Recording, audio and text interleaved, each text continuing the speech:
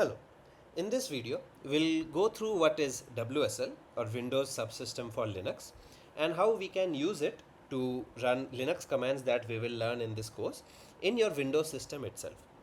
So, not everyone will have a Linux or a Mac system. So, even though you are having a Windows system, you can run the Linux commands directly without using a virtual machine, which might be slow for some older systems, or also without dual booting any other Linux operating system in your hardware. Right? So, first of all, what is WSL?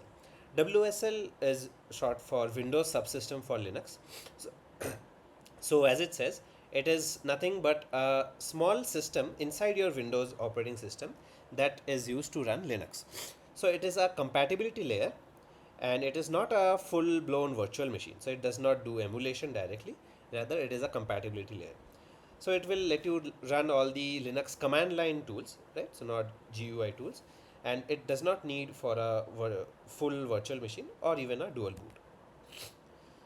So we use WSL because even if you're familiar with Windows and you want to do your development in Windows with all your other files, but you want to use Linux command line tools, so you can do that seamlessly by using WSL. So it is ideal for developers who work across multiple operating systems, especially web developers who use a lot of Linux command line utils.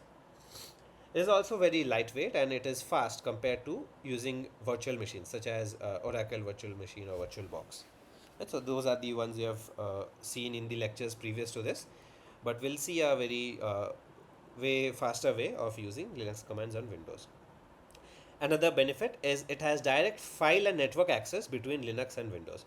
So you can seamlessly transfer files and edit files in your Windows and your Linux as well. Right, so there are actually two versions of WSL, WSL 1 which was originally the first one, and then WSL 2 which is what we use now. So WSL 1 used to work by translating the Linux system calls into Windows system calls. So system calls are the internal calls that our software makes through the operating system, and the operating system then takes care, or the kernel then takes care of how to manipulate the hardware. So system calls are a unified way for a software to say, I want this to be done, and the OS takes care of doing it. So WSL1 used to simply translate those from Linux into Windows, and then the Windows OS used to take care of it and do it. So that was using a translation layer. So no Linux kernel was required at all. The Windows kernel or the Windows NT kernel used to take care of that. However, that was not compatible with a lot of software. Although it was very blazingly fast, it was not compatible with a lot of software. So WSL2, how it works is it actually runs a full Linux kernel in a lightweight virtual machine. So even though we said it is not a virtual machine, it's not exactly the same. It's a very lightweight and very fast virtual machine that runs just the Linux kernel, not the entire OS. And it is better performance because it is not running in a full virtual machine.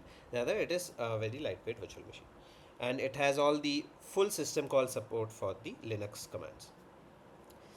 So it's a bit different from emulators. So emulators actually mimic the hardware on another system, and it is usually slower. It adds overhead because the hypervisor has to then talk to the OS.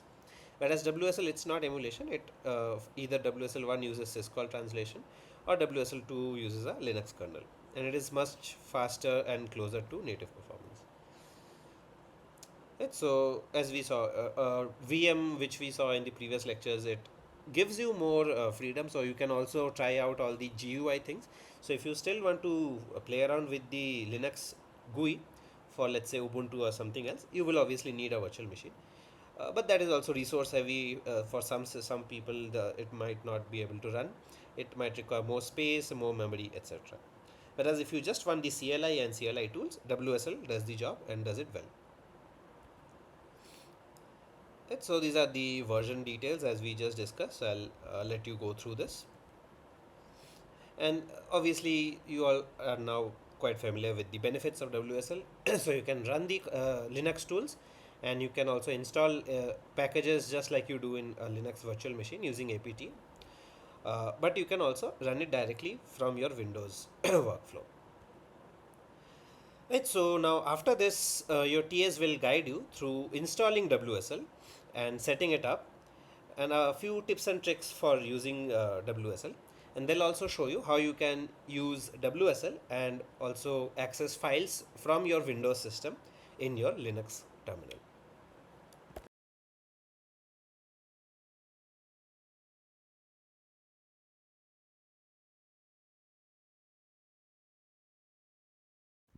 So now let us look at a few settings in the Windows system that might interfere with the installation of WSL. So the most common one is in the Windows features.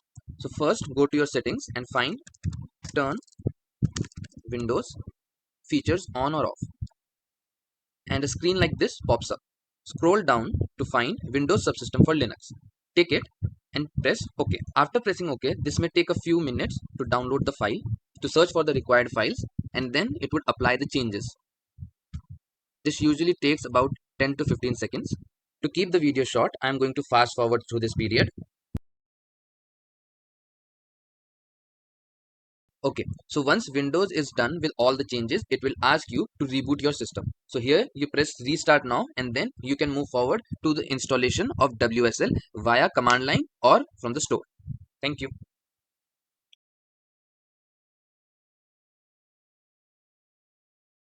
To run Linux commands on Windows, you will require Windows subsystem for Linux. So this is a feature of Windows that allows you to run the Linux environment natively on Windows machine. It uses less RAM and you don't have to install a separate VMware or dual boot. Okay, so you can install any distro that you want. Now to install WSL, you can do a simple search Windows WSL. And the first thing that you get would be the Microsoft Learn website. From there, click on how to install Windows WSL. So the minimum prerequisite is Windows 10 version 2004. Any higher version is also supported. So if you are using Windows 10 or Windows 11, you can simply do WSL install in the PowerShell. Now go to the taskbar. In the search box, I would type PowerShell. Please don't click here, because that will open the non-admin version. You have to click on run as administrator. So once you click on it, a Windows prompt will appear asking you to allow PowerShell to run, and then a window like this would open. Now you can see at the top administrator is written, and here you can see Windows system 32 is present. So there, wherever this prompt is present, there only the WSL command will work. So the next step, either you can do WSL install. This will install the latest version of Ubuntu. But if you want to see the list of distros available for you to download, you copy this command and press enter. So I could see all the available versions here. See, there's Debian, Fedora, Ubuntu versions are there. So if you want to install a particular distro, what you can do is copy this command wsl.exe install, and wherever that square bracket distro was present, you copy this name, not the friendly name but this name, and you press this and install. But I would like to install from first command. So I would click on Windows install and press enter. So this will install this version of Ubuntu. As you can see, the downloading Ubuntu appears, and see it says downloading Ubuntu complete. Now it's installing it. So once the installation is completed, you will see that it is asking you to create a Unix user account. So please remember these details. So I'm writing my own name. You can write anything that you want. Once I press enter, after writing, you have to write a password. So you can write any password, but please remember it in case you want to install any new commands to your Ubuntu in future. I write my password here. This is blind typing, that whatever I have written is not shown here. And then it will ask you to type the same password once again. Once the password is updated successfully, it has successfully installed this. Now you can see right now it's Swati at the Swati. So Swati is my username. This is the host machine name. Okay. So if now I can see that I have successfully logged in inside the Ubuntu. So what I can do is switch to a better terminal. So what I'll do is write terminal again in the search box. Now this is automatically installed for all the Windows 11 users. In case you are a Windows 10 users, you can install this through the Microsoft store. Okay, I'll tell you the process at the end of the video. So you can click on open. Now you can see by default Windows PowerShell comes. I can just click on the side arrow and click on Ubuntu. Now you can see this is all automatically logged in. Using this command WSL install phase. So in that case, what you could do is go to the Microsoft store. So you can search here Microsoft store. You'll get this one. You can click on this and search for Ubuntu at the top. Now you can see there are different versions of Ubuntu, and there are other distros as well present, like the Debian. Is simply go to the version you want to install. Let's say I want to install this 18.4. Finally I can click on this button get. It will automatically install the Ubuntu version.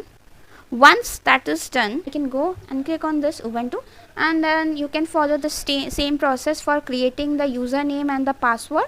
Once that is done, you will be able to log into the WSL.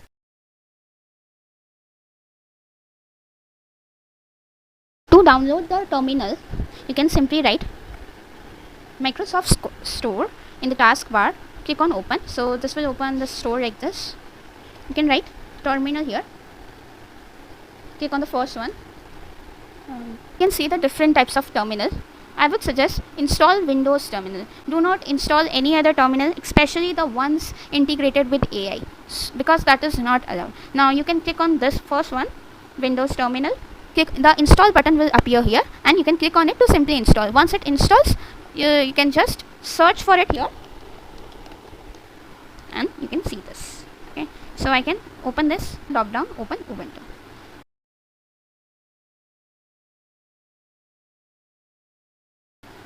Go to the settings. You can go to the Ubuntu one, and then you can even configure its appearance and the advanced settings. Choose the color scheme. So whatever color scheme you choose, please ensure that you can read through this easily.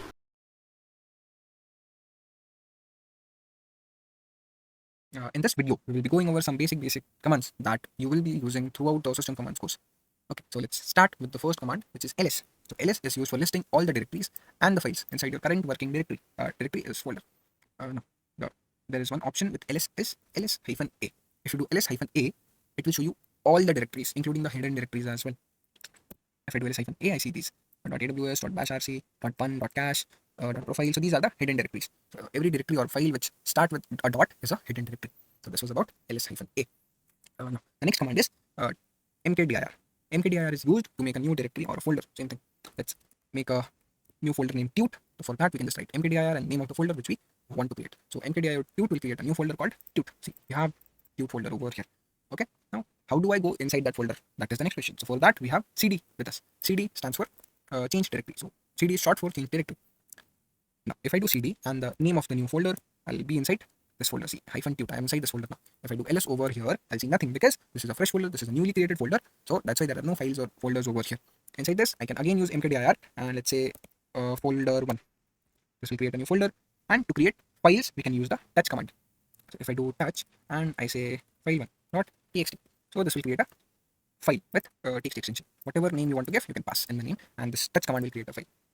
Now to remove a directory, we can use rmdir. Let's remove this folder. If I do rmdir and then fol1, enter. If I do ls, the fol1 is now deleted. The next command is rm. Rm is used to remove files and folders as well. So if I do rm file1.txt and then ls, you will see that it has been deleted. Now let's try one thing. I'll create an empty folder inside here, and let's create fol1 again, folder 1, and I'll just go back. And over here, what I'll do is I'll try to delete tut using rmdir tut. Now if I do this, it will give me this error that failed to remove tut. What is the reason? The reason is directory is not empty, right? So rmdir cannot remove empty directories. Now the next question is, how will I know which command has what exceptions and what are the things a command is supposed to do? So for that we have the man command. So man command basically opens the user manual of the command that you want. So right now I want for rmdir. If I do man rmdir, it will take me to the manual page of this particular command. Here you can see rmdir is used to remove empty directories. So remove the directories if they are empty. So rmdir is used for removing only empty directories. Now the next question is, how do I remove those directories which are not empty, right? So let's open the man page of rm once. If we open, we will see that rm removes files or directories. Let's try to remove rm from let's try to delete the tut folder with rm now. If I do rm tut, now it gives me the error cannot remove tut because it is a directory. But you'll ask that in the man page of rm it was written that it removes files or directories. Let's read the man page properly. So let's read the description for this. Is the manual page document. This is rm removes each specified file. So rm removes each specified files by default. It does not remove directories. Right? So this is written in the first line of the description. Let's read more to understand how do we remove the directories. The if-i or interactive once is given, there are more than 3 files, or the -rr or re recursive are given, then rm prompts the user. So basically -i is used to take prompts while deleting the directories. Okay, so this is how you read the man page. So this is the description, and these are all the options. So -f is for forced deletion, -i is prompt before every removal, capital I is prompt once before removing more than 3 files, hyphen interactive is there, one file system is there. But what we need for our work is this -r. -r is recursive deletion, which will remove directories and their contents recursively. So this is what we want for our use case. So if I just do rm -r and in the name of the folder, press enter, it is now deleted. You cannot, you'll not find tut if you do ls. Okay. I think we skipped PWD, so let's cover PWD. PWD is basically print working directory. Whichever directory you are currently in, it will print the path, the absolute path of that directory. If I go inside, let's say default config, I have nothing. If I do PWD, it will give me path of default config. Got it? So this was PWD, and then I think we have copy and we have move. Let's inside default config. Since this is an empty directory, let's walk over here. Let's make 2 directories. So first I'll call one, so mkdir1, and then mkdir2. So to make two directories simultaneously, you can do this as well. You just write 3 space and then 4. So this will create 2 directories at once. This line, this will create 2 directories at once. If I do this, our terminal has got a bit messy. So let's clean the terminal first. So to clean the terminal, what you can do is you can type the clear command. So when you type clear and enter, it will clear all the previous contents. You cannot scroll and bring them back there. Kind of gone. Now let's ls. We have 4 folders. So 4, 1, 3, 2. Okay. Well, logically this should be 1, 2, 3, 4, but they are alphabetically sorted. Now let's go inside the folder 1, and over here I'll create file 1. So to create a file, you can use touch. So touch file1.txt. Now I want to move this file to 2 or 3, whatever. So to do that, I'll go back. Now from here, I want to move this file. So to move any file, let's copy the file first, then we'll move. So let's copy file1.txt. What is the path of file1.txt? File1.txt is inside this one folder. So we will go inside one folder, and from that we'll take file1.txt. Now we need to give the path where we want to copy this file. So let's copy this on 4. If I just write 4 and enter, and it's cd into 4 and ls. So see, we have file1.txt over here. And if I cd dot and cd1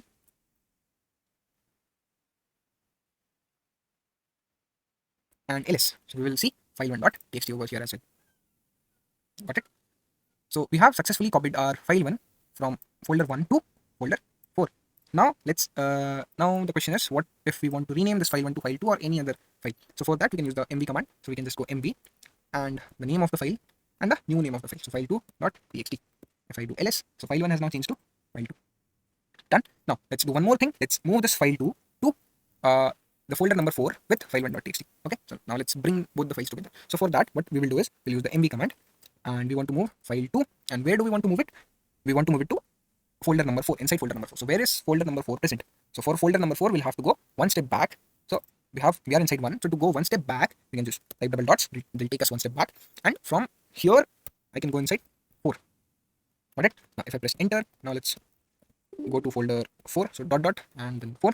If I do ls over here, we'll see that file1.txt and file2.txt both are at one place together.